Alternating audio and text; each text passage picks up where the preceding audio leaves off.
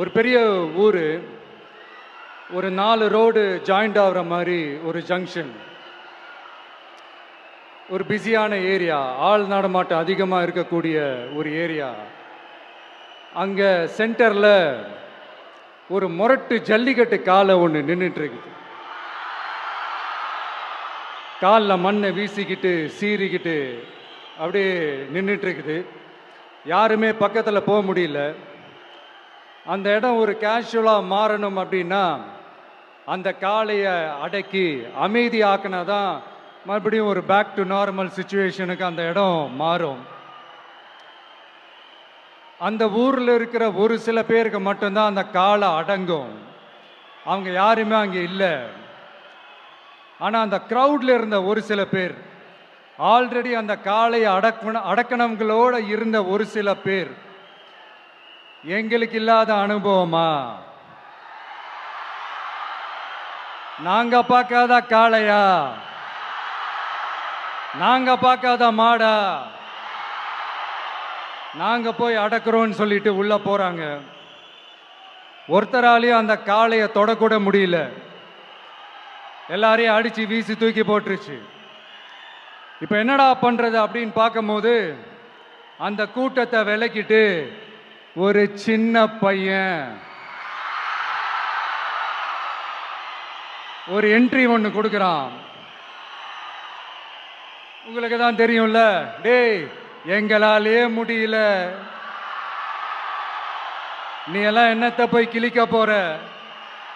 எங்களுக்கு அவ்வளோ அனுபவம் இருக்குது, நாங்களே அடிபட்டு ஓரமா படுத்து கிடக்கிறோம், இவன் விளையாட்டுத்தனமா ஏதோ பண்ணிட்டு கிடக்கிறான், பாவம் அந்த காளைகிட்ட போய் அடிபட்டு சாவ போறான், பச்சா பையன், அந்த பையன், இந்த பையன், அண்டர் எஸ்டிமேட் பண்றது, ஏளனமா பேசுறது, இப்படி ஒரு பக்கம். இன்னொரு பக்கம் பரிதாபப்பட்டு, ஐயோ பாவமே, இப்படி தனியா போய் மாட்டிக்கிட்டானே அந்த காளைகிட்ட, என்ன பண்ண போறானோ அப்படின்ட்டு ஒரு பக்கம் பரிதாபப்பட்டு பேசுறாங்க. அந்த சின்ன பையன் எதுவுமே காதலையே போட்டுக்காம 2 பாக்கெட்லையும் கையை விட்டுக்கிட்டு ஸ்டைலா கெத்தா தில்லா அப்படியே உள்ள போறான். ஒரு ஸ்டெப் எடுத்து வைக்கிறான், அந்த காலை அப்படியே சீறிக்கிட்டே நின்றுட்டு இருக்குது. இன்னொரு ஸ்டெப் எடுத்து வைக்கிறான், காலை அப்படியே சீறிக்கிட்டே முன்னாடி வருது. மக்கள் எல்லாரும் பதட்டத்தோடு அப்படியே பார்த்துட்டு இருக்கிறாங்க. இன்னொரு ஸ்டெப் எடுத்து வைக்கிறான், காலை அப்படியே முட்டை வரும்போது பாக்கெட்டுக்குள்ள மறைச்சு வச்சிருந்த 2 புல்லுக்கட்டு அது அந்த காளை கிட்ட காட்டுறான். காளை அப்படியே சடனா வந்து நின்று அது மூடெல்லாம் மாறி அந்த புல்லுக்கட்டை சாப்பிட ஆரம்பிச்சிருச்சு. அந்த சின்ன பையனும் அந்த காளையை அப்படியே தடவிக்கிட்டே வரான். காளையும் பக்கத்தில் ஒரு குழந்தை மாதிரி நடந்து வந்துக்கிட்டு வருது. பக்கத்தில் இருந்த ஒரு வயல்வெளியில் அந்த காளையை மேய விட்டுட்டு வரான். மக்கள் எல்லாரும் அந்த பையனை ஆச்சரியமாக பார்க்குறாங்க.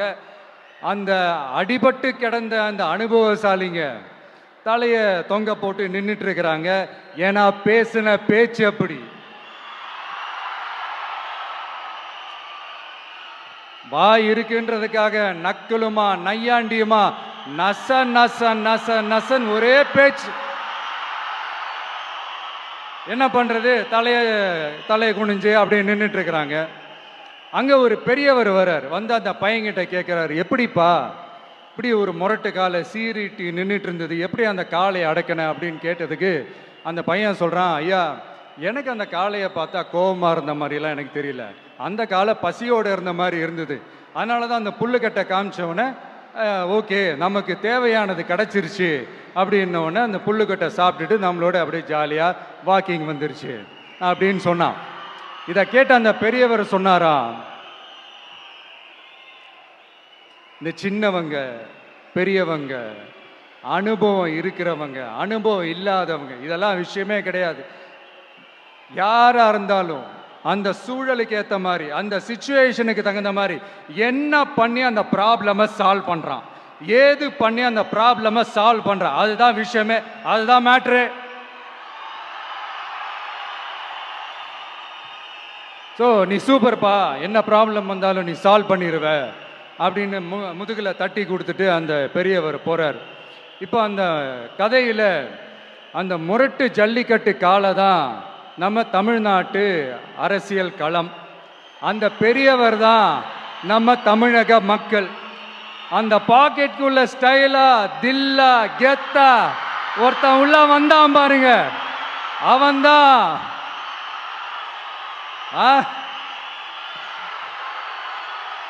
நான் இல்லைங்க, நான் இல்லை, நானு நீங்க நாம எல்லாருமா சேர்ந்து மாபெரும் மக்கள் சக்தியா இருக்கக்கூடிய நம்ம டிவிக்கு,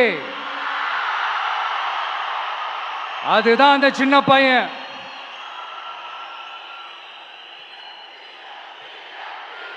ஹாய்ண்ணா ஜூலி, இப்போதான் உங்களுடைய வேலூர் பரப்புரை பார்த்தேன். ஆஸ் யூஷுவல் இந்த பரப்புரையிலே ஒன்றும் இல்லைன்னு வச்சுக்கோங்க. இந்த ஜல்லிக்கட்டு காளையை பற்றின ஒரு குட்டி ஸ்டோரி ஒன்று சொல்லியிருந்தீங்கன்னா அதை கேட்டதுக்கப்புறம் என்னால் பேசாமல் இருக்க முடியல. நீங்கள் வாட்டுக்கு போகிற போக்கில் ஜல்லிக்கட்டு காளை நின்றுச்சு, அதுக்கு புல்லுக்கட்டை காமிச்சு ஒரு குழந்தை கூட்டிகிட்டு போய் ஓரமாக விட்டுச்சு அப்படின்னு சொல்லிட்டு போயிட்டே இருப்பீங்க. உங்களோட கட்சியில் இருக்க பாதி பேர் மைனர் ஆளுங்க. நானும் போய் புல்லுக்கட்டை காட்டுறேன்னு சொல்லி ஏதாச்சும் ஒன்று கணக்கு ஆயிடுச்சுன்னா என்னென்ன பண்ணுறது? 50-50ஆவே இருக்கட்டும்னே, 500 ஆக்கிடாதீங்க. கஷ்டப்பட்டு எல்லாரும் போராடி ஜல்லிக்கட்டு பெர்மிஷன் வாங்கி வச்சிருக்கோம். இன்னைக்கு அது ப்ராப்பராகவும் நடந்துட்டு இருக்கு. உங்களுடைய ரசிகர்கள் போய் புல்லுக்கட்டை காமிச்சு ஏதாச்சும் ஆகி போச்சுன்னா திரும்பி எல்லாம் இங்க போராட யாருக்கும் திராணி இல்லைன்னு. கொஞ்சம் பார்த்து பக்குவமா பண்ணுன்னு. உன் இஷ்டத்துக்கு பேசிட்டு போயிடாதானே. விஜயண்ணா, உங்க வேலூர் பரப்புரை பார்த்து அதுல எதுவும் இல்லைன்ற ஆதங்கத்துல ஒரு வீடியோ ஒன்று போட்டேன். உங்களுடைய ரசிகர்கள், ஆமாம் அவங்க ரசிகர்கள் மட்டும்தான், ஏன்னா இன்னும் அரசியல் வயப்படலையே. அவங்க எல்லா சோஷியல் மீடியா சைட்லேயும் என்னை கடிச்சு வச்சிட்ருக்காங்க. இந்த மைனர் பசங்கக்கிட்ட இருக்கிறது முக்கால்வாசி என்னமோ ஃபேக் ப்ரொஃபைல் மட்டும்தான். அதை வச்சு தான் என்னை மிரட்டிட்டும் இருக்காங்க. அதுக்காக பயந்து நான் அந்த வீடியோவை டிலீட் பண்ணவும் மாட்டேன், என் கருத்துக்கள்லேருந்து பின்வாங்கவும் மாட்டேன். என்னை மிரட்டினா பரவாயில்ல, ஆனால் என்னை சார்ந்தவங்களையும் மிரட்டுறனால இதை சொல்ல வேண்டிய கட்டாயத்தில் இருக்கேன். விஜயண்ணா, உங்களுக்கு என்ன பழி வாங்கணுன்னா நான் என் வீட்டில் இருப்பேன், இல்லைன்னா என் ஆஃபீஸில் இருப்பேன். என்ன வேணாலும் பண்ணுங்கள், ஆனால் அவங்கள விட்டுருங்க. ஓ, நீங்கள் பனையூரை விட்டு வெளியே வர மாட்டீங்கல்ல? நான் இன்னும் உயிரோடு தான் இருக்கேன். நான் வேணா பனையூர் வரேன். என்னை திட்டின மாதிரி தான், மக்களை திட்டின மாதிரிலாம் யாரையும் உள்ளே இழுத்து போட மாட்டேன். ஒரு பெண்ணுக்கு சோஷியல் மீடியாவில் முக்கியமாக எவ்வளோ மரியாதையும் எவ்வளோ மதிப்பும் எவ்வளோ பாதுகாப்பும் உங்கள் ரசிகர்கள் மத்தியில் இருக்குன்றத அந்த வீடியோ கீழே இருக்க கமெண்ட் செக்ஷனை டைம் இருந்தால் படித்து பாருங்கள். நன்றி அண்ணா.